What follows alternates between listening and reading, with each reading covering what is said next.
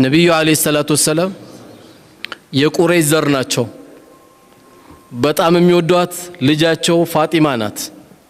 ለሷ ያስጠነቅቋት ምንድነው? ያ ፋጢመቱ ቢንቱ ሙሐመድ ሰሊኒ ማ ኡጢኪ ላ ኡግኒ አንኪ ሚን አላህ ሸይአን። አንቺ ሎግ ማረግ ያደረስኩሽ ልጄ ሆይ የፈለግሽውን ነገር ጠይቀኝ እሰጥሻለሁ፣ አላህ ዘንድ ግን ምንም አላደርግልሽም አሏት። አላህ ዘንድ ምንም አላደርግልሽም፣ የፈለግሽው ነገር እንዳባት ጠይቀኝ አደርግልሻለሁ አሏት። የቁረይሽ ዘር ናት እኮ ፋጢማ። ለምን አልተንቀባረችም? አላደረገችም። ዛሬ የኢማም ልጅ ከሆነ የሸኽ ልጅ ከሆነ የኛ ዘር የሚላል አይደል? አንዳንዴ የኛ ዘር እኮ የወልዮች ዘር ነው ይላል። የኛ የሸይጣን ዘር ነው እንዴ?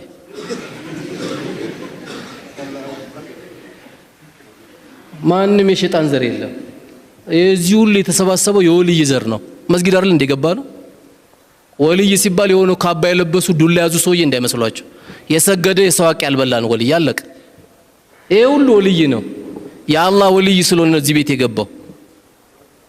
እኛ ወልይ ለምን አሰግድም ሲባል አይ እኛ አያታችን በደንብ ሰግደውልናል ይላል።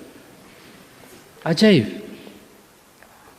አንዳንዱ እኛ የቃጥባሬ ዘር ነን ይላል። ቃጥባሬን መች አወቃቸው? ብታቃቸው ቃጥባሬ ዘር ነኝ አትልም ነበረ። ሰኞና ሐሙስ የማያመልጣቸው የአላህ ባሪያ ነበሩ። የጣፈጠ ምግብ ሲያገኙ አላህ በዚህ ቆንጆ ምግብ ምን ይሉኛል የሚሉ የነበሩ ናቸው። ታሪካቸውን በደንብ ወቃቸው። አላወቃቸውም። ለይል ሰላት አያመልጣቸውም። እንዳንተ 5 ሰዓት አይደለም የሚነሱት። የዚህ ዘር ነኝ መጀመሪያ ዋቃቸው እሳቸውን። እኔ የከድር ዘር ነኝ፣ እኔ የዚህ ዘር ነኝ። የለም ምንም አይጠቅመም።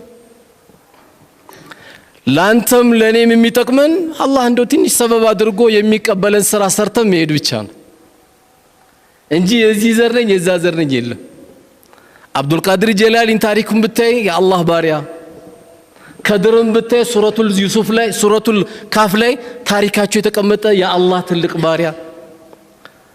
ሳዳ ሰው የምትወደውን ትከተለዋለህ እንጂ እሳቸው የማያውቁትን ልክ በኢሳ ላይ አለይሂ ሰላም እንደተፈጠረ ነው አይደል እንዴ? ኢሳ ጌታ ነው ሲሉ ኢሳ ግን ነገ የውመል ቂያማ አላህ ሲጠይቀው ምን ይለዋል?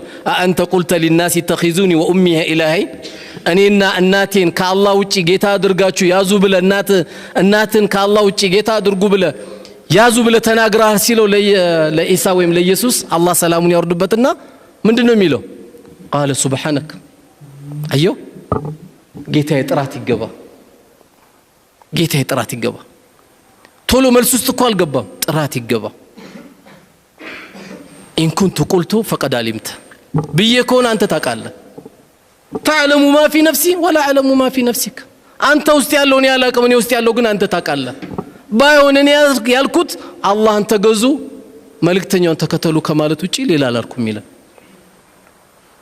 ስለዚህ በመኮፈስ በእንትና ዘር ነው ምን የሚባል የለም። በእንትና ዘር ጀነት የሚገባ የለም።